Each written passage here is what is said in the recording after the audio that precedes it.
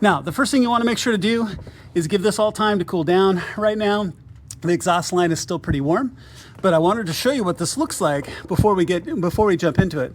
The very first thing we're going to do is take this cross brace off. These should be 12mm bolts.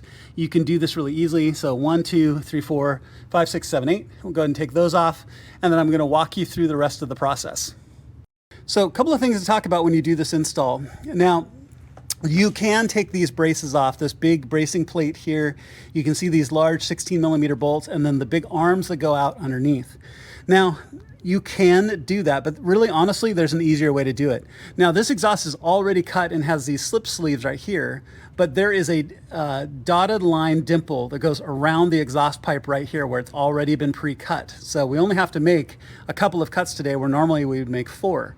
I'll show you what those tracks look like in just a second, but there's one here and one on that side, and we'd be cutting here. As we move up the pipe, if you look right here, you can see that there's like a tractor trail of dimples all the way around the pipe right here and right here.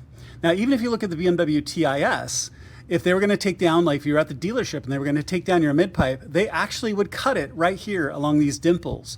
So to make it easier, and actually so you don't have to take all this bracing off, we're going to cut there, and we're going to cut here along the dimples. You won't see me cut these simply because they already are, okay? You can also see there's a dimple line right here as well, and that just depends on where you make these changes. You can either use this dimple line or the one that's in the middle. This is already cut, so we're gonna use the one in the middle.